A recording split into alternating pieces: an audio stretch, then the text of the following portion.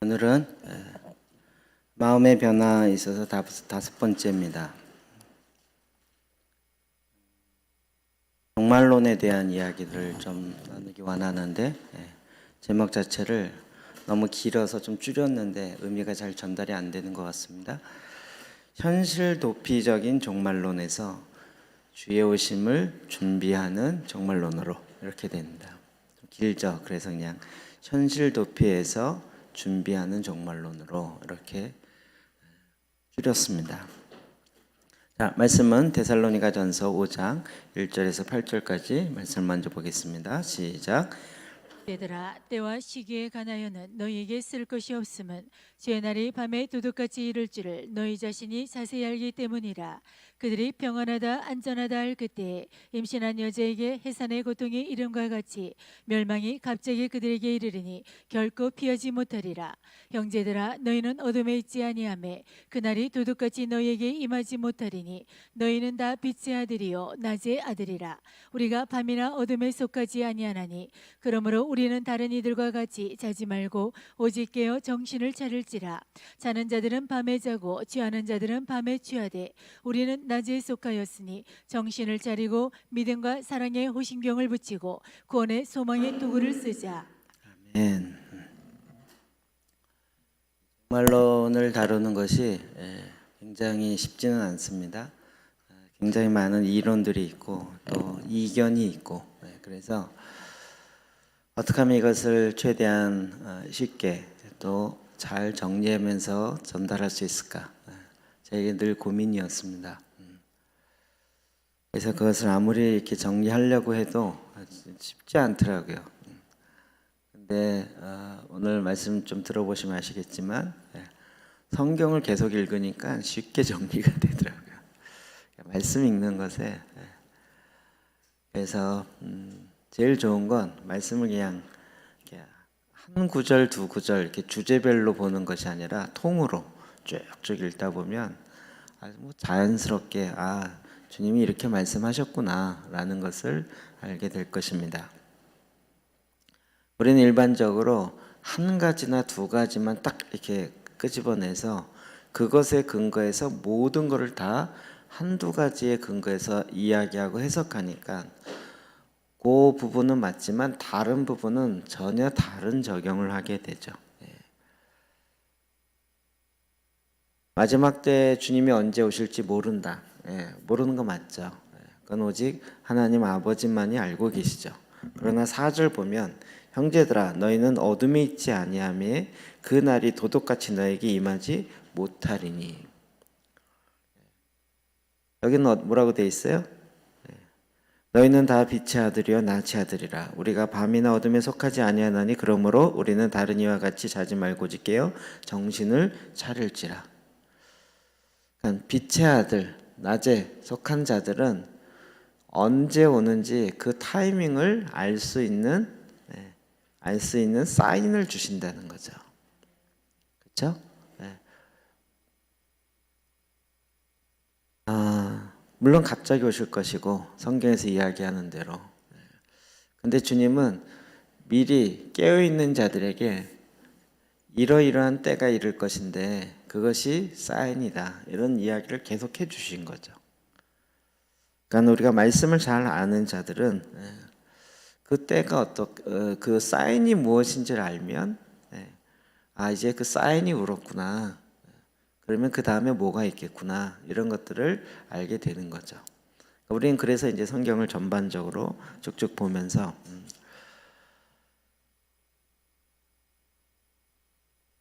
잘 이해하는 것이 필요합니다. 쉽게 말을 성경 말씀은 제가 아무리 봐도 너무 정확한 것 같아요. 마지막 때다. 지금 마지막 때다. 이제는 이견이 없으시죠. 세상에서조차도 마지막 때라는 것에 대해서 문제는 마지막 때다 그러면 거기 나타나는 반응이 두 가지예요. 데살로니가후서 2장 2절 먼저 볼까요? 시작. 영어로나 또는 말로나 또는 우리에게서 받았다는 편지로나 주의 날이 이르렀다고 해서 쉽게 마음이 흔들리거나 두려워하거나 하지 말아야 한다는 것이라. 주의 날이 이르렀다. 주님의 날, 주님의 날. 주님의 날이 이르렀다는 편지를 받거나 그런 이야기를 들으면 나타나는 반응 두 가지. 첫 번째 뭐예요? 쉽게 마음이 흔들리거나, 두 번째로는 두려워하거나. 지금 마지막 때에 대한 반응은 딱 두 가지예요. 흔들리거나 두려워하거나. 기본적으로 두려워하는 경우가 대부분이죠. 마지막 때다, 끝이다 그러면 두려워하는 경우. 그리고 이제 그렇지 않으면 많은 미혹이 있기 때문에 흔들리는 경우. 도대체 뭐가 진리고 뭐가 진실인지 잘 모르겠다. 내가 알고 있고 내가 믿는 것도 어떻게 보면 아닌 것 같고, 그래서 막 이제 이 혼동케 되어지는 일들이 많이 일어나는 거죠. 딱 두 가지로 반응이 나타나는 거예요.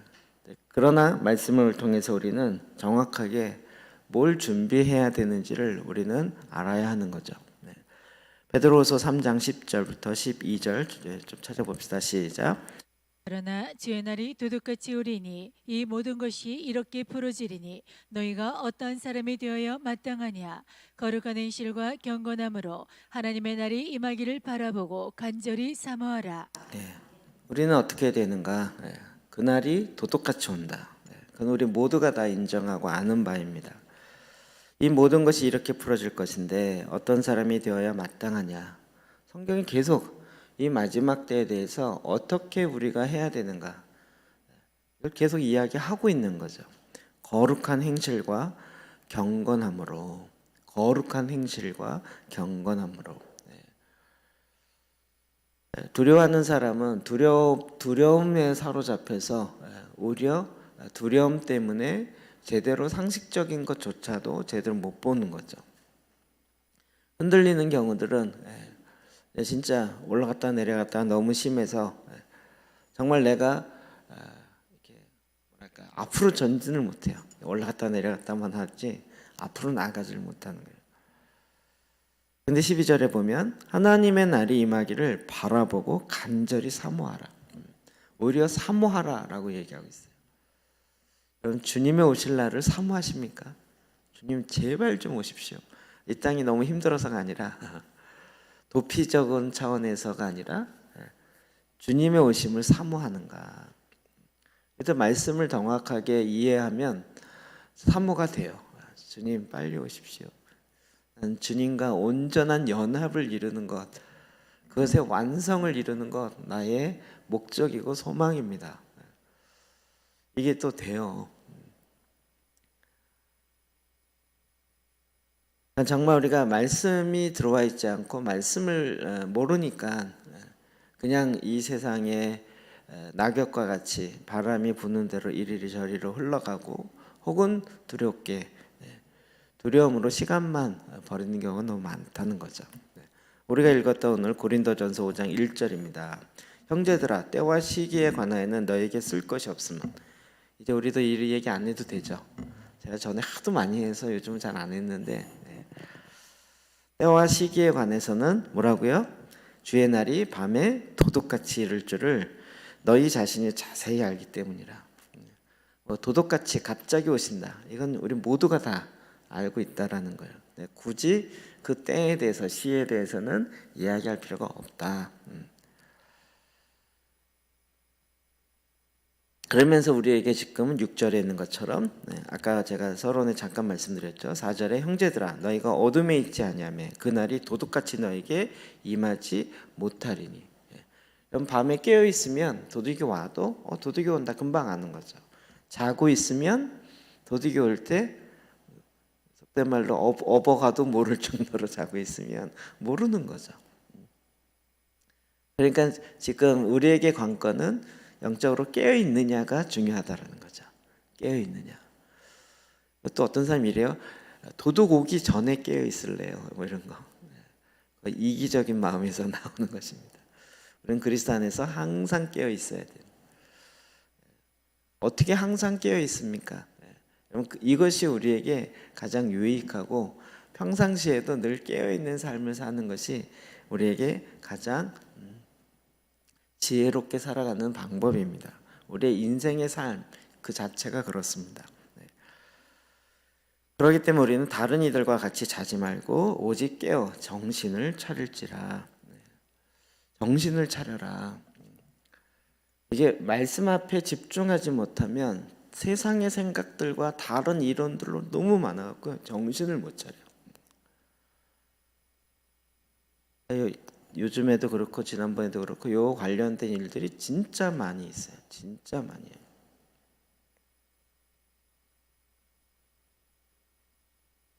두세 번 정도는 주님이 언제 오신다고 자에게 사인 줬다고 저한테 찾아와서 목사님이 이거를 설교하시고 알리시고 그 다음에 준비하셔야 됩니다. 이래갖고 날짜까지 갖고 오셨어요. 어떻게 준비해야 됩니까? 다른 데로 다른 나라로 이사 가야 된다는 거. 네, 알겠어요. 진짜 이상한 사람이 있어요.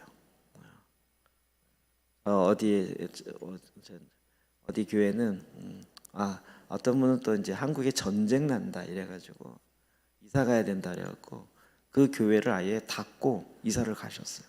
태국인가 어디 쪽으로 이사를 가셨어요. 지난번에 어디 방송국에도 보도됐는데 어떤 교회는 저 호주 밑에 있는 어떤 섬으로 이사를 가셨더라고요.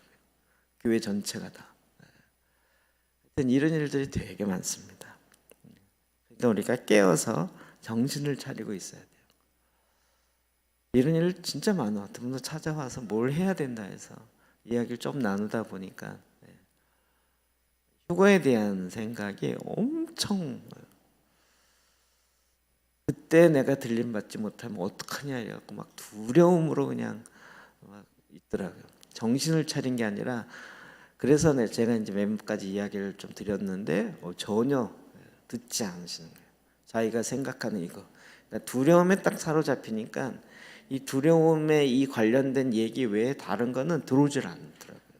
그래서 이거 참 힘든 문제구나. 제가 이제 경험적으로 그렇게 좀 이렇게 경험하게 됩니다. 그러나 우리에게는 성경을 보면 볼수록 주님이 이걸 계속 이야기하셨어요. 제가 계속 이야기하는 것처럼 주님이 오신다 이 이야기가 구약에 초림이 3분의 1, 재림이 3분의 2예요. 주님이 오신다, 메시아가 오신다라는 그 메시지예요. 성경에 많은 분량의 메시아가 오셔서 전번에 잠깐 얘기했지만 유대인들이 메시아 대망 사상이 있었던 것처럼 이제 마지막 때를 준비하는 저와 여러분들도 주님이 다시 오실 것에 대한 대망 사상이 있어야죠. 소망하고 바라보는. 그런 차원에서 우리가 좀 깨워서 생각하고 또 지금 이런 기본적인 개념만 조금 갖고 있어도 우리가 금방 이해할 내용들입니다. 그중에 이제 우리에게 가장 어려움을 주는 게 현실 도피적인 종말론이죠. 현실 도피적인 거. 이 현실 도피적인 종말론은 첫 시작은 세대주의 종말론에서 나옵니다. 제가 전에 이 얘기를 좀 많이 했었는데 오늘 처음 들으신 분도 있고 그래서 다시 좀 말씀을 드립니다. 세대주의에 대해서는 저는 학교에서는 처음부터 세대주의는 옳지 않다 이렇게 아예 수업 시간에 배웠기 때문에 그런가 보다 그랬어요. 그리고 이제 전혀 관심 없다가 이제 40에 제가 목사 됐는데 목사 되고 나서 그리고 또 한창 지난 다음에 마지막 때에 대한 고민이 막 되기 시작하면서 관련된 자료와 영상을 봤는데요. 와, 한국하고 분위기 완전히 다르더라고요. 그래서 세대주의적인 종말론은 오순절 계통에서 나오기 시작했어요. 그리고 그건 굉장히 이제 저는 학교에서 배운 것이 있어서 굉장히 학문적으로도 약하고 굉장히 좀 신비적인 경향이 있다 이런 식으로 얘기를 들었는데 아니에요. 1800년도 중순 때부터 시작해서 성경을 엄청 연구하는 신학자들의 모임이 있었더라고요. 그 모임이 성령을 경험한 신학자들의 모임이었어요. 그래가지고 진짜 엄청나게 성경을 연구하면서 그때 마지막 때에 대한 이 말씀의 내용과 그리고 이스라엘에 대한 내용을 그때부터 이미 정리하고 있었더라고요. 그리고 우리가 아는 미국의 유명하다는 그런 목사님 중에서도 이 세대주의적 종말론을 갖고 계신 분들이 굉장히 많아요. 그리고 오순절 쪽에 영향을 받으신 분들은 거의 그렇다 그러고요. 그렇다고 보고요. 네. 이제 7세대로 나누는 거죠. 그래서 이제 죄가 없었던 세대, 창세기 1장부터 3장까지. 그 다음에 창세기 3장 인간이 범죄하고 나서 그 다음은 양심 세대. 이게 뭐냐면 성경에 구원받는 방편을 7개로 나눈 거예요. 그 다음에 바벨탑 세워지기 전까지 노아로부터 그러니까 노아 홍수 다음에 그 다음 노아가 나오고 나서 바벨탑까지. 그리고 이제 아브라함부터 모세까지, 모세부터 예수님까지 율법 시대. 그리고 이제 교회 시대, 천년왕국 시대 이렇게 이제 나누는. 어찌 보면 굉장히 멋있는 나눔인 것처럼 느껴져요. 근데 이제 지금도 제가 이렇게 확연하게 되는 건 세대를 구분하는 것과 그 세대의 구원을 구분하는 것과는 다른 문제라는 거죠. 요거는 조금 좀 갖고 계셔야 되는 거예요. 그러니까 지금 이 세대주의에 계신 분들은 교회 시대의 마지막인 거죠. 7년 환란 바로 직전이기 때문에 그때에 대한 연구와 그리고 이제 천년 왕국에 대한 소망으로 이렇게 들어가기 시작해요. 그러니까 거의 끝이 물론 끝 맞지만 그런 면에서 이 처음부터 끝까지 흘러내려왔던 이 복음의 역사를 7개로 나누면서 오히려 복음의 총체성 같은 거를 놓쳐버리는 거죠. 그러니까 이제 현실 도피적인 종말론으로 갈 수 있는 근거를 많이 제시해 줬어요. 이것의 극단이 이제 시한부 종말론이라는 거죠. 우리가 아까 이야기한 것처럼 시한부 종말론에 한번 들어가 계셨던 분 계세요? 저는 몇 명을 만났었는데요. 와, 제가 만나봤던 사람들 중에서 그렇게 믿음 있어 보이는 사람 처음이에요. 주님이 오십니다. 막 눈이 동글동글하고요. 막 이렇게 반짝반짝 빛나고요. 너무 확신해 있고 주님이 오십니다. 당신은 준비하고 있습니까? 그래서 막 얘기하는데 와, 제가 그런 강력한 눈빛과 강력한 그 톤과 확신으로 메시지를 전하는 그런 전철에서 만난 할아버지를 처음 봤어요. 완전히 진짜 아무것도 안 하고 그거 전학으로 다니시면서 뭐 그게 아니고요 이런 말 자체를 할 수 없을 정도로 아주 이렇게 압도당해요. 압도당해. 너무나도 그러니까 믿음뿐만 아니라 정말 믿음과 소망과 사랑이 다 있는 것 같더라고요. 그렇게 될 거라는 믿음뿐만 아니라 그렇게 되기를 원한다라는 소망도 있고 그렇게 되기를 간절히 바라면서 그것을 이제 희망하는 것도 굉장히 강력하게 있더라고요. 우리나라는 이제 이와 같은 영향력 때문에 이제 종말론에 대해서 다루면 굉장히 이단시하는 반대적인 그런 경향이 많이 있게 된 거죠. 그 이후로 뭐 지금도 많은 부분에 이런 논쟁이 조금 되고 이야기가 되다가 또 이제 신학자들이 안 되겠다. 제대로 된 건강한 종말론을 신학적으로 정립을 해야 되겠다라고 말만 했지 실적이 잘 안 이루어졌어요. 그러니까 지금 교회에서 들려진 메시지와 또 제대로 이렇게 균형 있게 성경적인 종말론 다 성경에 근거하지만 그것이 이제 따로 놀게 되는 그런 경향을 갖게 된 거죠. 그다음에 이렇게 된 것에 가장 큰 핵심은 잠깐만 정리하고 넘어가면 이제 천년 왕국에 대한 개념이에요. 천년 왕국. 그러니까 마지막 때는 천년 왕국을 근거로 해서 어떻게 진행되는가, 이것에 대한 차이예요. 그럼 그것은 분명히 요한계시록 20장 6절에 보면 그 첫째 부활에 참여한 자는 복이 있고 거룩하다. 둘째 사명이 그들을 다스리는 권세가 없고 도리어 그들이 하나님과 그리스도의 제사장이 되어 천년 동안 그리스도와 더불어 왕노릇하리라. 천년 동안 왕노릇하리라. 여기서 이제 천년 왕국이라는 이야기가 쭉 나오게 된 거죠. 자, 이걸 좀 정리해서 보면 천년 왕국이 있다 없다. 여거에 따라서 확 달라지겠죠. 천년 왕국이 있다 없다. 이 천년이라는 것이 상징적이다, 문자적이다, 이렇게 되는 거예요. 일반적으로 상징으로 봐버리면 뭐가 되겠죠? 천년 동안 통치하는 개념으로서의 천년이다, 이렇게 보는. 그러면서 이제 무천년설과 후천년설은 상징으로 보는 거예요. 천년을. 근데 이거를 문자 그대로 천년 동안 다스린다, 문자로 보기 시작하면 이제 세대주의적 전천년 혹은 역사적 전천년설로 보게 되는 거예요.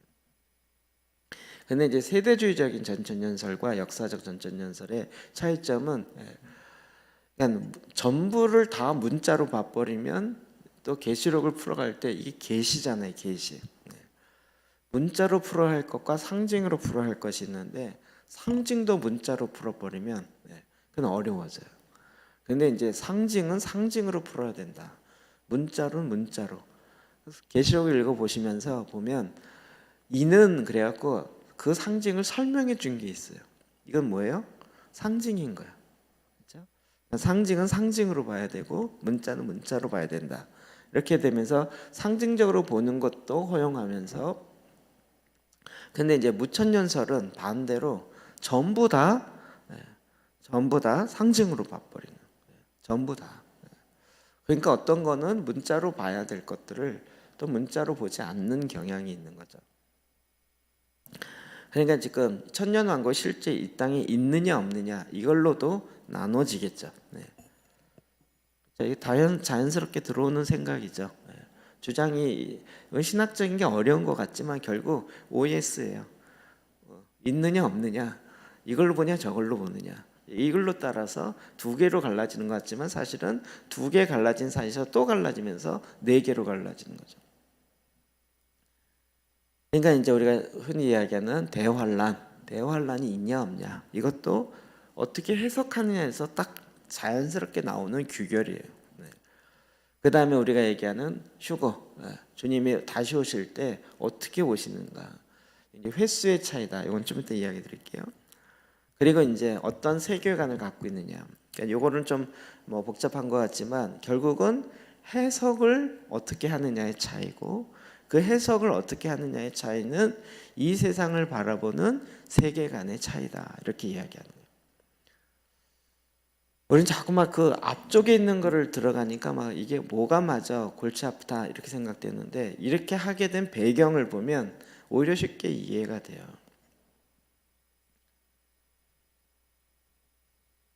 자, 이것에 근거해서 이제 우리가 쭉 정리되는 것은 세대주의적 전천전설은 주로 이제 이렇게 타임라인이라고 시간적 흐름이 진행되는 거죠. 지금 이제 교회 시대, 복음 시대고 이제 7년 뒤에 환란이 시작된다. 지금 시작되기 전이라는 거죠. 그리고 7년 뒤 환란이 끝날 때 주님이 공중 재림하신다. 이제 휴거설이 언제 되냐면 요때 휴거가 된다. 요때 7년 환란 되기 직전에. 그래서 이때 들림 받지 못하면 7년 환란에 그 생고생을 하게 된다. 그러니 들림 받아야 된다. 이 이야기가 제일 많이 퍼져 있는, 지금 이게 뭐 신학적으로 어떤 건지 모르고도 얘기하시면 되게 많고, 그리고 이제 언제 재림하세요? 7년 환란이 주님이 재림하면서 끝나니까. 그러니까 이것은 지금 그래서 여기 휴거가 몇 번 있어요? 휴거래, 재림이 2번인 거죠. 이해되세요? 그러면 첫 번째 주님이 오시는데 첫 번째 7년 환란 되기 전에 들림 받는다. 그 들림 받아 어디 가요? 7년 지난 다음에 주님이 오세요. 그러면 어떻게 이게 2번 재림 된다는 거예요. 두 번 오신다.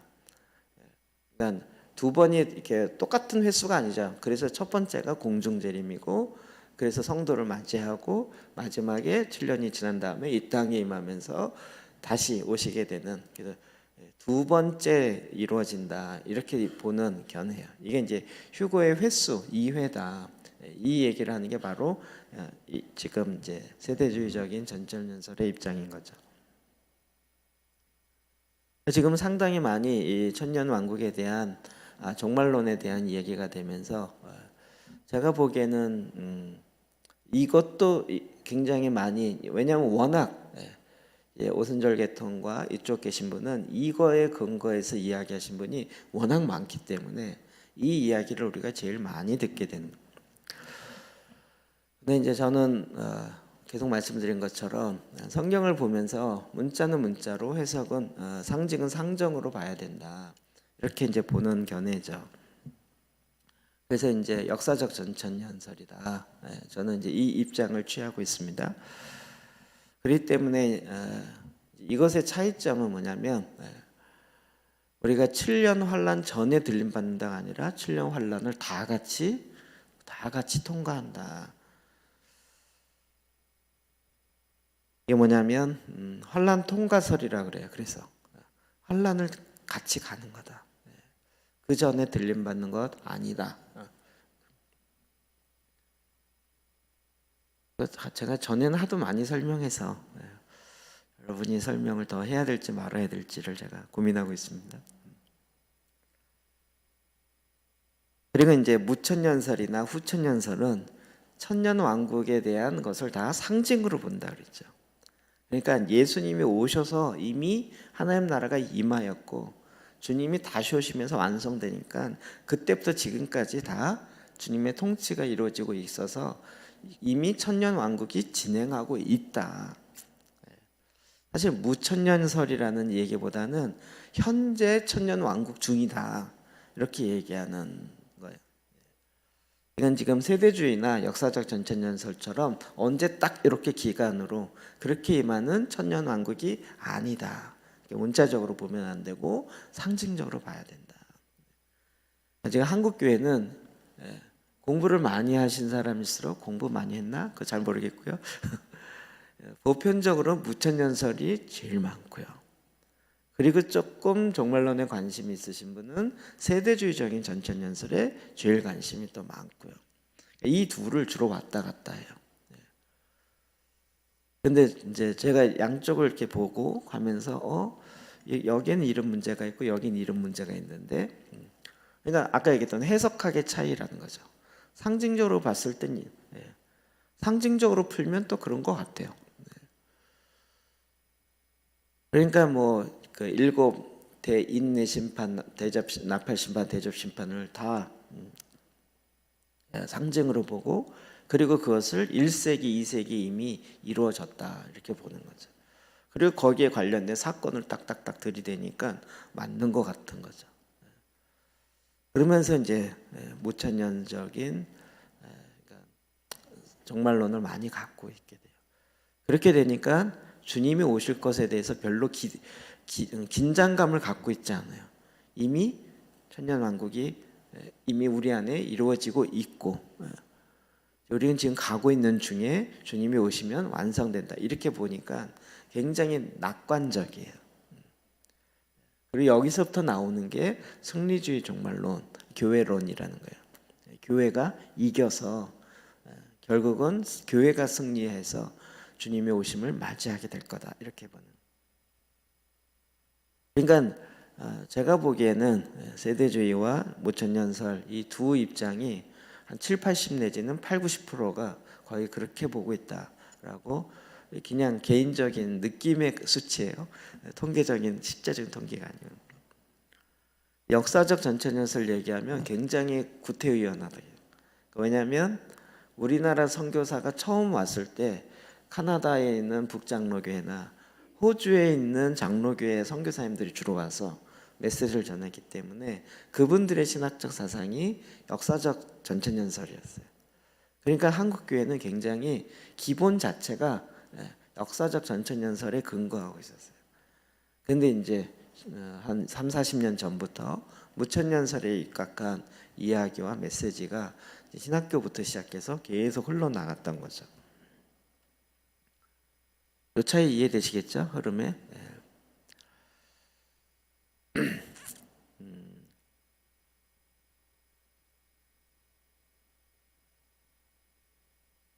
이것이 이제 또 다른 측면으로 보면 다른 측면으로 해석해 드리는 것입니다.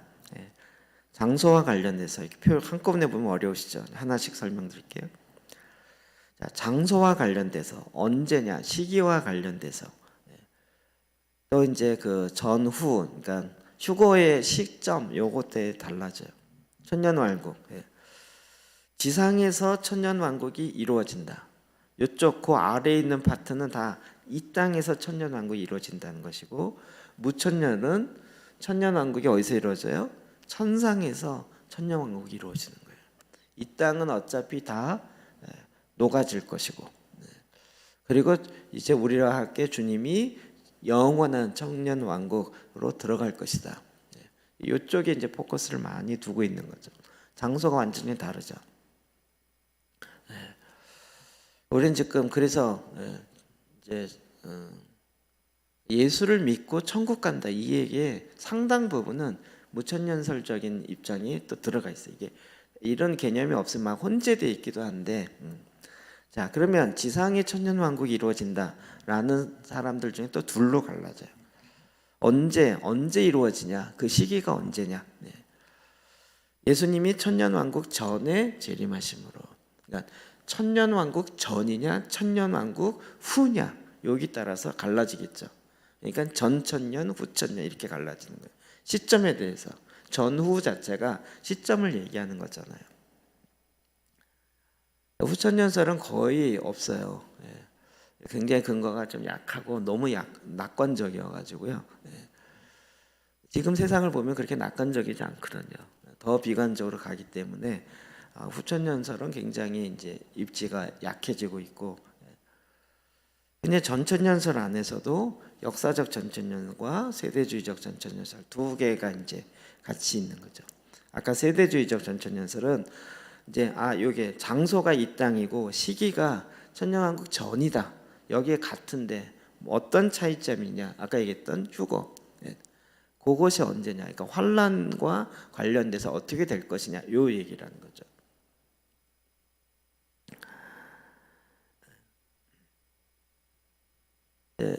거기에 대해서 이제 또 역사적 전천년설을 조금 더 수정한 거죠. 저의 입장은. 여러분 각각이 다 굉장한 논리를 갖고 있어요. 그래서 이제 여러분이 이제 그것 쪽으로 깊이 들어가다 보면 막 머리 헷갈리는데 이런 생각이 들 때가 많이 있을 거예요. 그래도 대충 이렇게 얘기를 들어보면 지금 그러니까 시간에 관련된 것을 얘기 들어보면 금방 어느 입장이구나 금방 알겠죠. 누군가 찾아와서 주님이 오신다고 막 얘기할 때 이렇게 한참 들어보면 이 사람의 입장이 어느 입장이구나라고 파악이 돼야 얘기가 될 거잖아요. 파악이 안 된 상태로 대화하면 진짜 뭐랄까 표현이 죄송한데 진짜 속이의 경읽기처럼 돼요. 서로 다른 얘기예요. 자기가 옳다라고 생각하는 그 얘기를 서로 얘기하는데 대화가 안 되고요. 이 주장하고 저 주장하고 이러면서 이제 결국은 나중에 싸움밖에 안 돼요. 그런 차원에서 우리가 상대방이 말하는 걸 이해하기 위해서라도 이렇게 보고 계시군요. 이렇게 한마디만 해줘도 경청해주고 공감만 해줘도 와 마음이 열릴 정도로. 자, 오늘 포인트는 사실은 여기에요. 이제 제가 기본적인 전제를 좀 이렇게 깔아드렸어요. 자, 그렇다면 우리가 이 마지막 때 현실 도피적인 종말론이 아니라 마지막 때를 준비하는 삶이란 과연 무엇인가? 우리가 지금 마지막 때다 그러면 두려워하거나 흔들리거나 현실 도피적으로 가려는 그런 우리의 과거적 경험에서 우리의 마음이 이제 바뀌어야 되는 거예요. 더 적극적으로 사모하고 기대하며 지금 우리가 해야 될 것이 너무 명확하기 때문에 누가복음 21장 34절에 이렇게 얘기합니다. 시작. 너희는 스스로 조심하라. 그렇지 않으면 방탕함과 술 취함과 생활의 염려로 마음이 둔하여지고 뜻밖의 그날이 덕과 같이 너희에게 임하리라. 위에서부터 봅시다. 그날이 덕과 같이 뜻밖의 그날이 덕과 같이 너에게 임하리라. 이게 뭐죠? 네, 주님이 오신다는 거죠. 뜻밖의 온다는 거예요. 그러니까 어떻게 해요? 너의 마음이 깨어 있어야 된다. 네. 너의 마음이 깨어 있어야 된다. 깨어 있는다는 거의 반대는 또 뭐예요? 마음이 둔하다는 거죠. 근데 마음이 언제 어두워지고 마음이 언제 둔하게 돼요? 방탕함과 술 취함과 생활의 염려로. 이 부분에 있어서 여러분 방탕함은 적어도 이건 아니야 이렇게 생각하시죠. 그 다음에 술 취함도 술 취해서 앉아 계시면 안 계시죠. 근데 생활의 염려로 마음이 둔해져. 염려 얘기 제가 계속하죠. 여러분 우리 네 가지 밭의 비유. 그 중에 세 번째 가시떨기밭. 왜 열매를 못 맺는다고요? 돈에 대한 재물에 대한 근심과 생활에 대한 염려. 그러니까 근심. 여러분 그렇죠. 뭐 지금 당장 돈에 뭐 쪼들려 갖고 어떤 문제가 있다 그러면 그거에 빠져서 다른 것들을 못 보게 돼요. 그러니까 마음이 어떻게 돼요? 둔하게 돼요. 주님이 뭐 어쩌고 저쩌고 그것보다 지금 이 문제 당장 해결돼야 돼요. 그리고 생활에 대한 염려. 이 염려 문제가 우리는 관심과 염려는 진짜 다른데 우리는 이걸 이제 마음 중심으로 보지 않으니까 자꾸 똑같은 거라고 생각해요. 자녀에 대한 염려와 자녀에 대한 하나님의 일하심의 계획과 다른 거거든요. 우리는 이런 면에서 하나 생활의 염려, 그러니까 뭐 먹을 거, 마실 거, 입을 거 이것뿐만 아니라 우리가 이 땅에 살면서 일어나는 모든 문제에 있어서요. 최근에 예수원 이야기 했었죠. 그분 그 전기를 이렇게 보면서 진짜 재밌는 가족이에요. 저는 잠깐 이야기했는데요. 그 집안에 예수원의 토레이 신부님, 신부님이라고 부르잖아요. 왜 신부님이라고 부를까요? 캐톨릭이기 때문에 아니에요. 성공이에요. 성공회는 어디죠? 영국의 성공회. 그 성공회는 하이처치, 로우처치로 돼 있어요. 하이처치에 소속된 게 누구죠? 존 스토튼. 로우처치. 그러니까 로우처치에 해당되신 분이 로이드 존슨이에요. 두 분이 이게 그 교회에 그게 달라요. 성공의 계파가. 하이처치는 약간 조금 이제 귀족이나 약간 고위층 쪽 분위기고요. 로우처치는 이제 평민 중심의 분위기예요. 성공회가 이렇게 갈라져 있어요.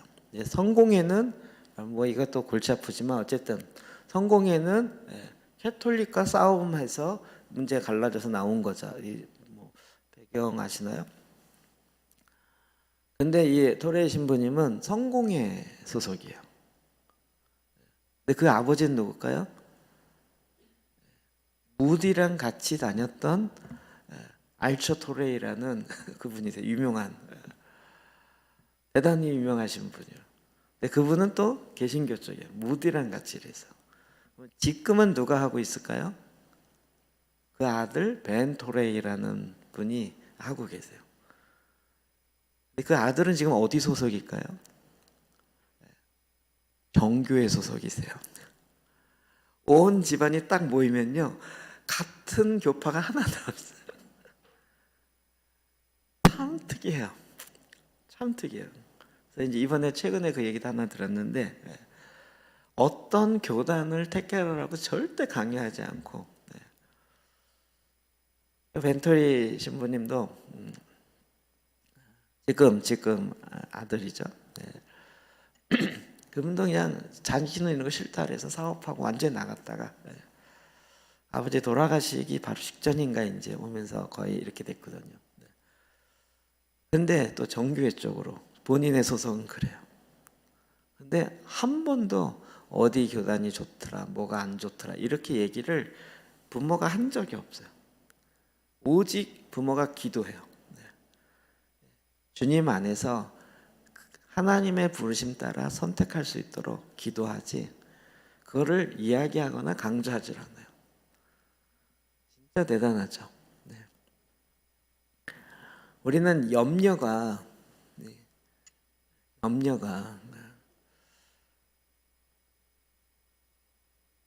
제가 요즘에 좀 찔리는 게 하나 있는데 그제 이제 어느 목사님 설교를 듣다가 목사님이 이제 자녀들을 위해서 자기가 하던 걸 다 내려놓고 그리고 이제 자녀와 함께 예배하고 가정 예배 드리고 이러면서 완전히 이제 홈스쿨링 하면서 그런 올인하셨어요. 아주 큰 교회에 그 예배 인도자였는데 그 자녀와 같이 어렸을 때 이제 태백으로 들어가서 살고 뭐 이러면서 그래서 아들에게 한 번은 얘기했더라고요. 아들아, 아빠가 괜찮은 아빠지 이렇게.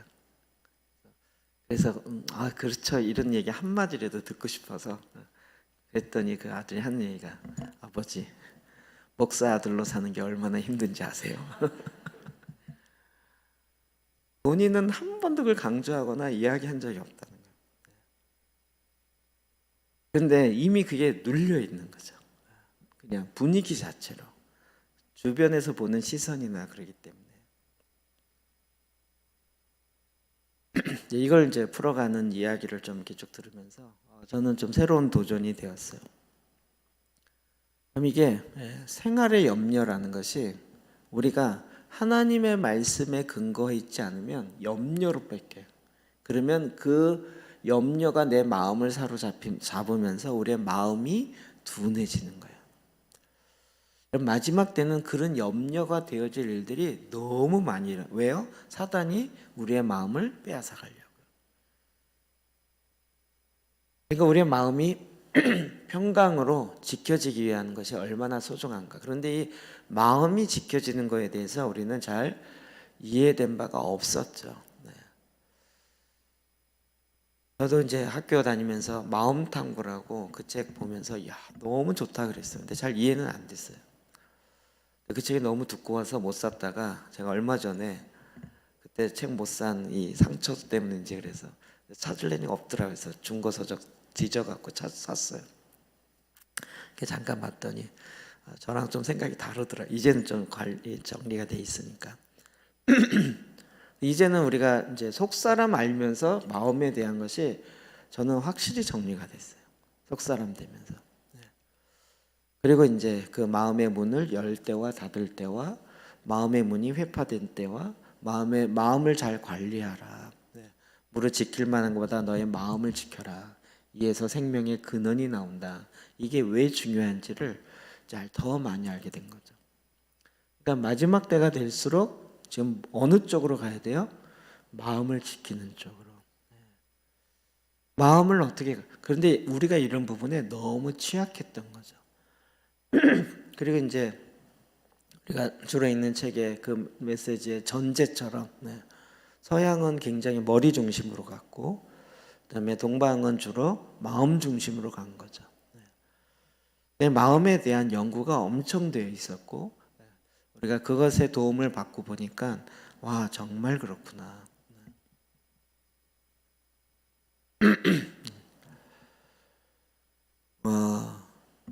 그래서 지금 저는 개인적으로 속사람과 관련되어진 것을 우리가 알고 또 이렇게 받아들이고 그리고 이제 보혈기도와 시편기도 이런 거 하게 된 것 자체가 다 여러분 지금 오늘도 시편기도 하고 시작하셨잖아요. 시편기도 뭐라 그랬죠? 이건 기도가 아니고 영혼의 샤워라고요. 오늘 또 해요? 이 얘기는 뭐예요? 오늘 또 손 씻어요? 이런 얘기인데 아니 어제 씻었는데 오늘 또 씻어요? 그러는 거. 그럼 여러분 뭐라 그래요? 매일 씻는 거야. 시편기도가 그런 거라는 거죠.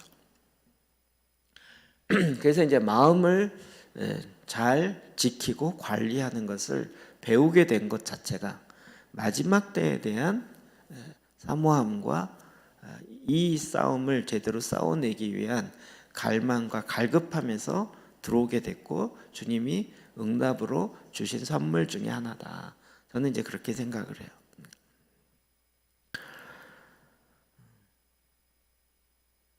우리가 이런 부분에서 이제 놓치는 게 뭐냐면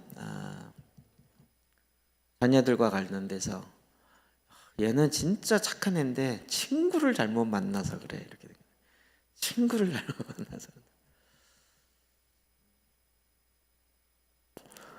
제가 이제 논쟁할 때는 그렇게 좀 시비를 걸어요. 그럼 본인이 좋은 친구가 되면 안 될까요?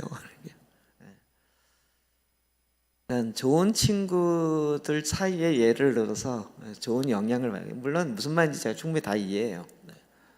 그러다 보니까 세상과 자꾸 분리시키는 경향만 생기는 거죠.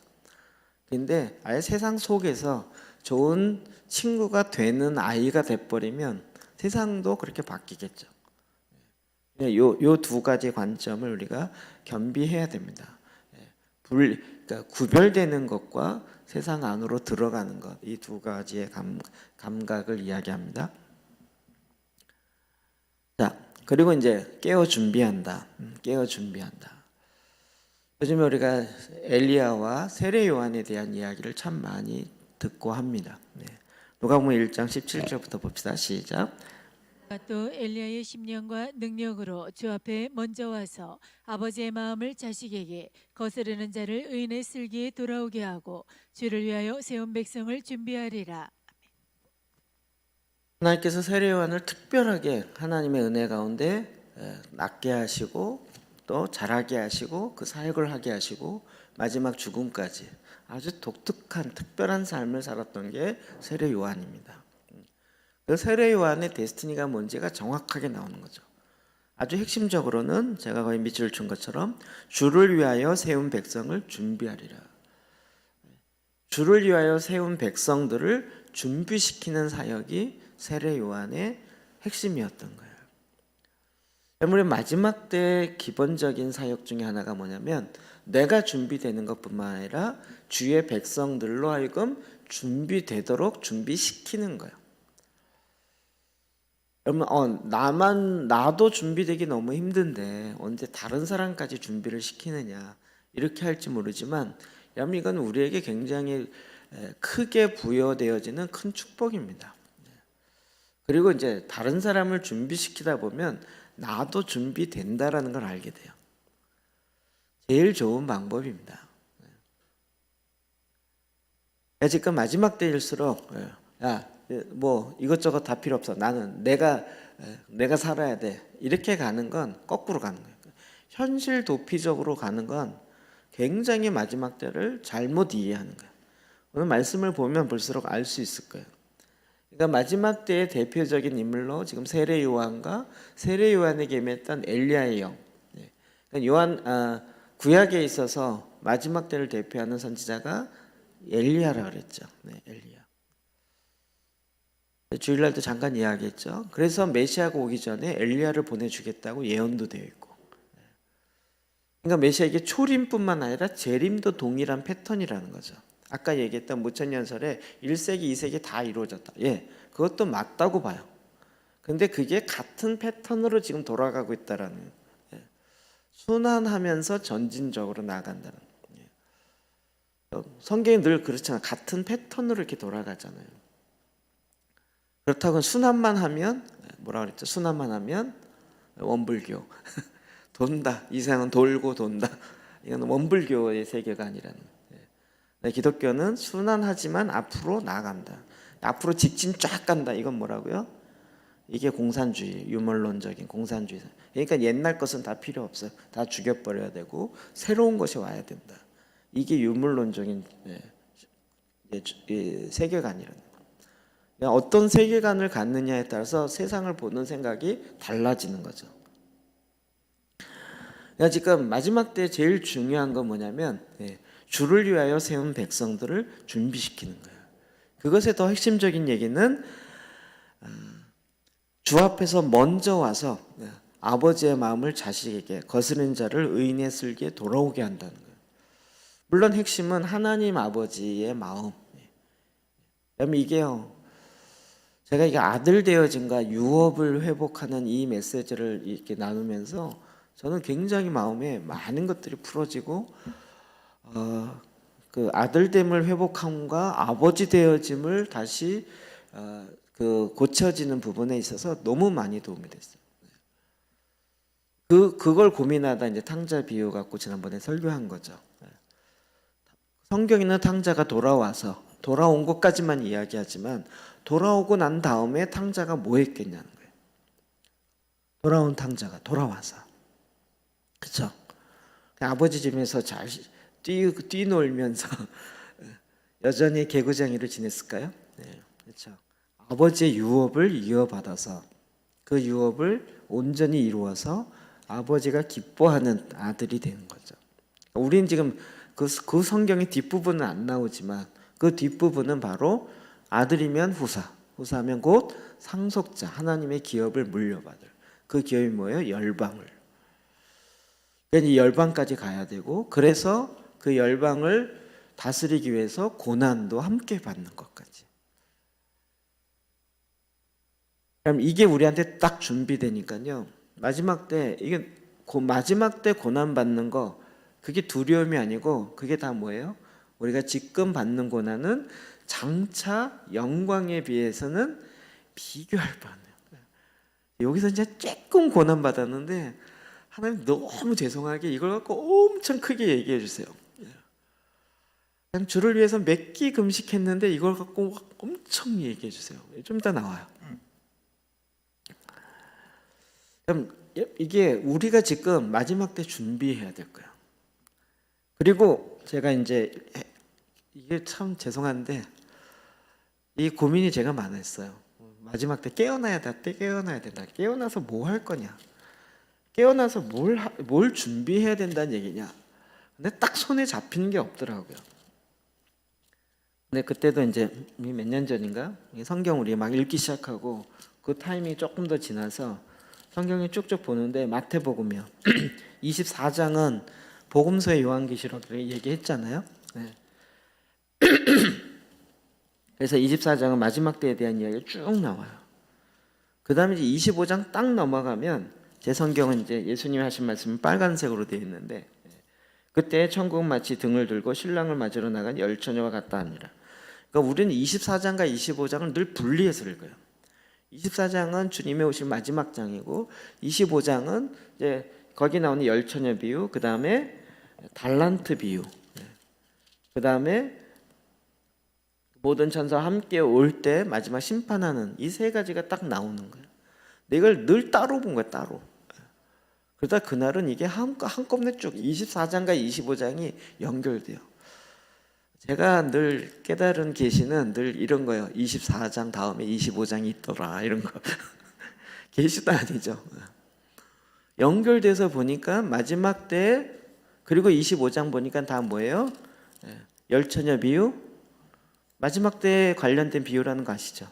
달란트 비유, 마지막 때 어떻게 돼요? 주인이 와서 계산하잖아요. 그 다음에 또 그 모든 천사와 함께하는 심판하는 비유, 왼편 오른편에서 갈라지는, 이게 다 마지막 때와 관련된 거예요. 그러면 24장에 있는 마지막 때에 이런 징조가 있을 것이고 뭐 어쩌고저쩌고 했던 얘기와 그러면 우리는 어떻게 해야 되나요? 라는 것의 답이 25장에 이미 딱 나와 있는 거예요. 열처녀 비유 볼까요? 열처녀 비유. 슬기 있는 자들은 그릇에 기름을 담아 등과 함께 가져갔더니, 자, 열처녀 중에 5처녀의 차이점은 뭐예요?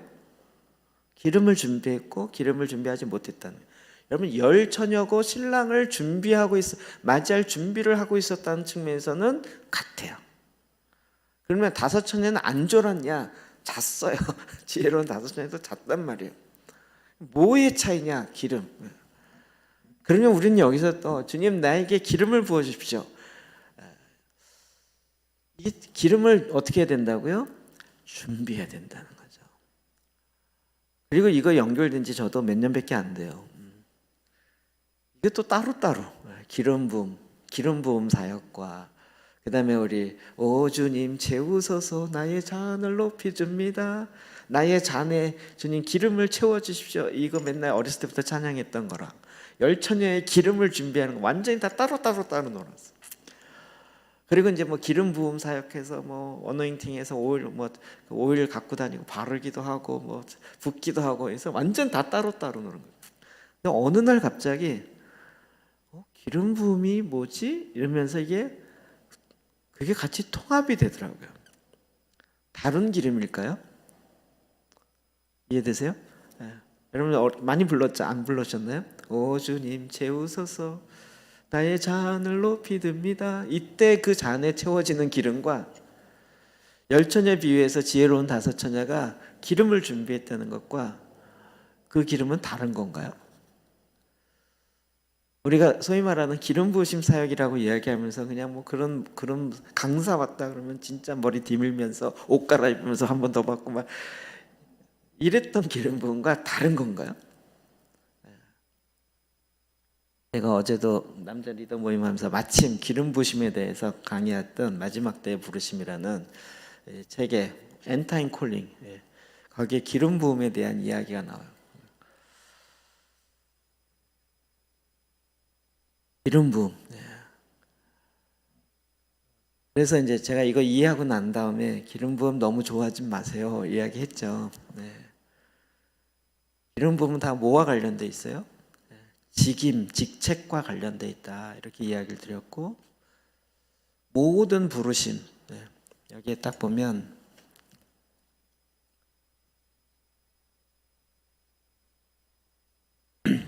진정한 부르심을 위한 사람을 준비시키는 신성한 과정 그 앞에 있는 7가지에 관련된 신성한 과정이 다 준비가 끝나면 기름 부으심이 와서 그에게 임하고 정착합니다. 우리가 생각하는 기름 부으심의 사역은 막 임파테이션 받으면 임해서 그 다음에 기름 부으심 쫙쫙 나가고 막 이런 거 많이 너무 상상한 거예요. 근데 엔타임 콜링과 관련된 모든 나의 부르심과 관련된 이 준비의 과정들 이게 다 끝나고 나면 기름 부으심이 주님이 임하신다는 거예요. 그 7가지가 뭔지 제목만 얘기하면 성령 안에서 사는 삶 우리 문화의 성장 배경에서 영향받는 것을 이렇게 갈라내는 거예요. 그 다음에 우리 안에 분열된 마음이 아니라 하나 되어진 마음 매일 십자가를 지고 자기 자신을 부인하는 거예요. 주님이 디자인하신 신성한 디자인 그 다음에 오늘날 믿는 자에게 내 내면에서 일어난 본질적인 싸움 그리스도의 몸을 이루는 것 이런 것에 대한 준비가 되면 그 다음에 기름 부으심이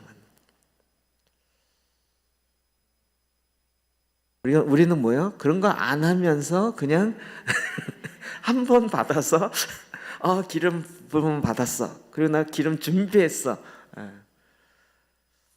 제 식의 표현인데요. 기름을 받는 그릇에 밑이 빠져 있어갖고 다 샜어요. 다 샜어요. 그릇이 깨끗하고 정결케 되어서 기름을 임하셔도 기름 부음을 내 삶 속에 나타날 수 있도록 나타나는데 주로 얼마 걸려요? 적어도 2년 내지 3년 이상 걸린다는 거죠. 자기의 부르심과 관련돼서.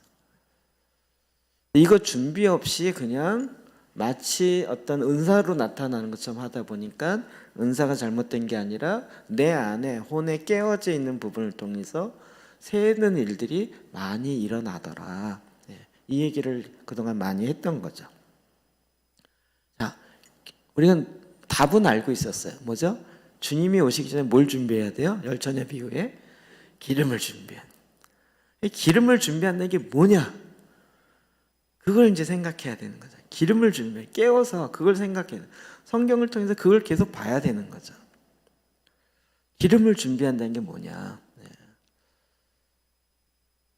그리고 이제 제가 이제 직임과 관련됐다 많이 이야기했죠. 구약에는 뭐가 있어요? 기름 부음과 관련해서 직책 세울 때 왕, 제사장, 선지자. 그렇죠? 왕의 기름. 여러분 사울 왕도 왕이 될 때 어떻게 했죠? 기름 부어 세웠죠. 다윗도 기름 부어 세웠어요. 그런데 기름 부음 둘 다 받았는데 기름 부음 받으면 자동으로 왕으로서 뭐가 짜자잔 되던가요? 사울하고 다윗은 왜 이렇게 다르죠? 준비되느냐는 거예요. 준비되느냐. 그냥 기름 부음 받는 것 너무나도 중요하고 임파테이션 되는 것도 저는 그걸 인정하고 믿는다 그랬어요.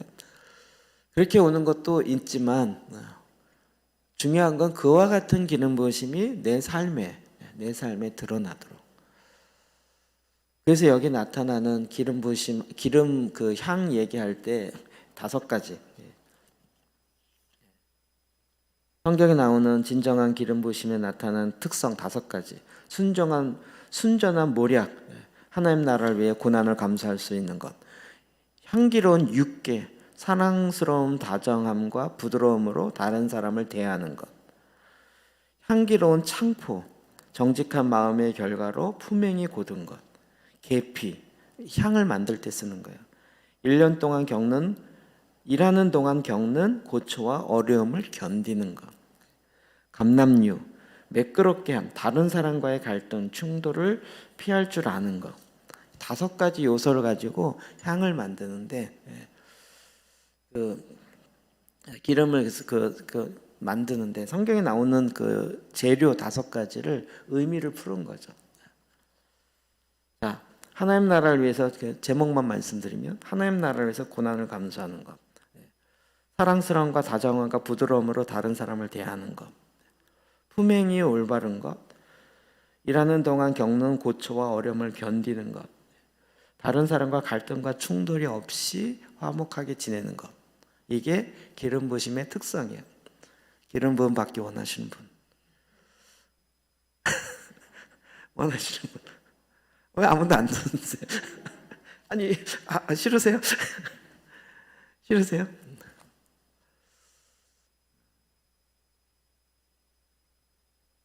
성경 이제 전반적으로 좀 이렇게 쭉, 그러니까 구약이 굉장히 중요해요. 구약의 이 의미와 신약이 어떻게 이걸 상징적으로 해석이 돼야 되는가. 그러니까 마지막 때 기름을 준비해라. 이게 뭔지를 이제는 더 구체화되죠. 좀 더 나가면 그러면 이제 그 다음에 뭐죠? 달란트 비유. 달란트 비유는 뭐예요? 갑자기 주인이 와서 계산할 때가 있다는 거죠. 우리에게 맡긴 거 다 우리 게 아니고 주인이 우리에게 신실한 청지기로 맡기신 것을 가지고 주인의 뜻에 합당하게 얼마나 했느냐 이거라는 거죠. 내 마음대로 쓴 게 아니라. 근데 1달란트 받은 사람은 정말 탁월한 신학을 갖고 있었지만 주인의 뜻과 상관없이 땅에 묻어뒀다는. 악하고 게으른 종아, 슬피 울며 이를 갈미 있을 것이다. 뭐죠? 10처녀 비유에도 미련한 5처녀 뭐라 그래요? 내가 너를 도무지 알지 못한다. 이게 굉장히 무서운 경고와 같습니다. 그냥 지금 마지막 때 우리가 뭐 해야 되는지가 너무 정확해요. 이 비유의 말씀을 보면 내가 지금 뭘 준비해야 되니? 무슨 뭐 시한부 종말론이라든지 뭐 현실 도피라든지 이렇게 갈 여지가 별로 없어요. 성경을 이렇게 통으로 쭉 본 게 아니라 그 1-2가지 구절과 이걸 근거로 해서 이렇게 봐버리니까 그 다음부터 이제 내 마음대로 적용하기 시작하고 그 한 가지 갖고 모든 거에 다 갖다 붙이기 시작하면서 이상한 적용이 나오는 거죠. 그리고 이제 아까 얘기했던 40절에 아니 내가 언제 주님이 헐벗었을 때 옷을 드렸고 언제 주님이 굶주렸을 때 먹을 걸 드렸습니까? 그랬더니 뭐라 그래요? 너희 중에 지극히 작은 자에게 한 것이 나에게 한 것이다. 아니 언제 내가 주님 굶주렸을 때 밥을 안 드렸나요 내가? 그랬더니 너희 중에 지극히 작은 자에게 하지 않은 것이 나에게 하지 않은 것이다. 이게 정확하죠. 그러니까 산으로 가갖고 주님 오실 걸 예비한다? 이런 건 하나도 안 하는 거잖아요. 완전히 반대로 간 거죠. 그러니까 오히려 지금 마지막 때가 되면 지극히 작은 자들이 우리 주변에 너무 많을 거예요. 그렇지 않나요? 지금 한국 사회 안에서도 이주민도 있고 또 우리 탈북자들도 있고 또 뭐 여기 열방에 요 동네만 102개 나라가 와 있지. 게다가 뭐 주변에 진짜 해야 할 것 너무 많아요. 그 사람들을 돌보는 것 자체가 주님이 오실 걸 굉장히 예비하는 거예요. 그렇지 않나요? 그럼 언제 산에 가서 현실 도피하면서 주님이 오실 길 맞이한다고 하얀 소복 입고 이러겠냐고요. 아니 마태복음 25장만 제대로 24장과 연결해서 봐도 오늘 여기서 우리가 해야 할 게 너무 많은 거예요. 그렇지 않아요? 마지막을 준비하는 삶. 아까 얘기했던 뭐 신학적으로 전천년, 후천년 뭐 이게 뭐 어떻게 해석하느냐. 그거 다 몰라도 24장, 25장만 쭉 연결해서 보면서 25장에 세 가지 이 예화로 들었던 비유로 들었던 이것만 제대로 이해해도 이게 마지막 때랑 연결돼 있다는 거예요. 24장. 그러면 오늘 우리가 준비할 게 뭐냐? 너무 간단하죠. 세례 요한과 같이 주의 백성을 준비시키는 거예요. 내가 준비될 뿐만 아니라 준비시켜야 돼요.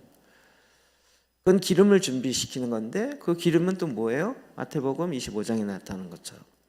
그리고 성령이 성경에서 얘기하는 기름 부심이 뭐냐 이거죠. 이미 여러분 기름 부심 많이 받으신 분 계시죠? 네. 사울 왕처럼 많이 맡긴 사람에게 많이 또 찾으신다는 것을 아셔야 됩니다. 저도 이 말하기 굉장히 두려운데 많이 주님이 맡기신 분에게 많이 찾으시는 거예요. 이해되시죠? 여러분 많이 받기 원하세요? 갑자기 오늘로 표정이 많이 달라집니다. 많이 받냐 안 받냐 이게 중요치 않아요. 주님이 그 사람이 할 수 있을 것만큼 주님이 하시는 것이기 때문에 난 이건 너무 과합니다 이래도 주님이 맡기신 이거는 분명히 이유가 있어요. 우리의 방법으로는 뭐든지 할 수 없죠. 주님의 방법으로 할 수 있죠. 그러니까 지금 마지막 때 마지막을 준비하는 삶이 너무나도 명확해요. 저는 너무나도 명확해요. 사람들을 준비시키는 일을 하기 위해서 준비해야 돼요. 그리고 사람들을 준비시키는 일을 해야 되고 실제로. 네.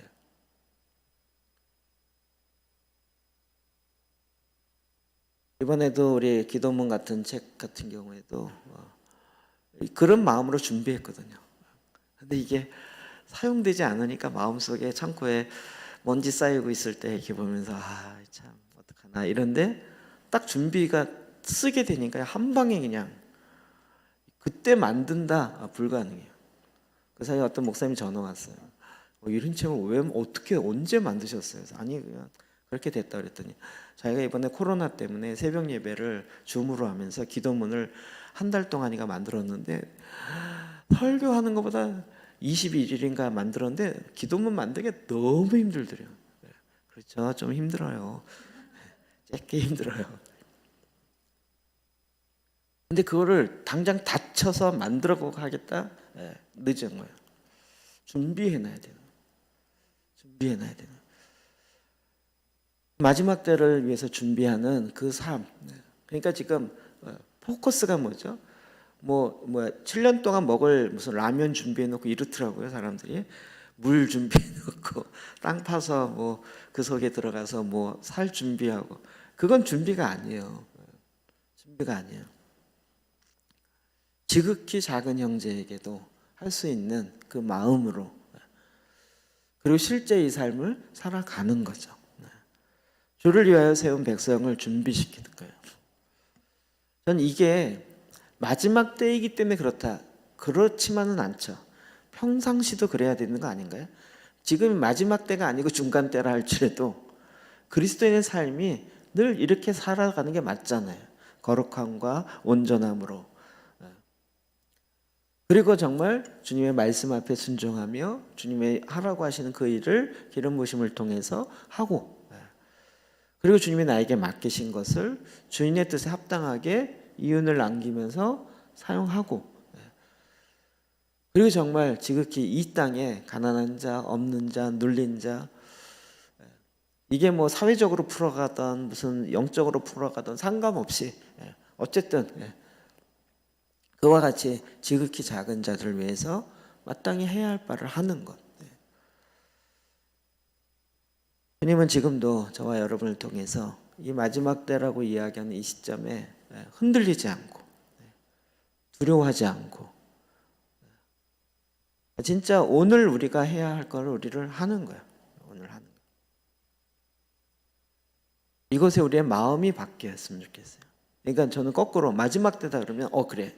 내가 이 모든 에너지를 다 쏟아야지. 더 이상 기회가 없을 수 있잖아요. 내가 다 지나고 난 다음에 아차 그때 좀 더 할 걸 이게 아니라 그 하는 순간, 그러니까 매 순간이 내 인생의 마지막이다라고 생각하고 최선을 다하는 거죠. 다음번에 하면 또 할 수 있어. 다음번에 안 오는 경우가 굉장히 많더라고요. 그렇지 않나요?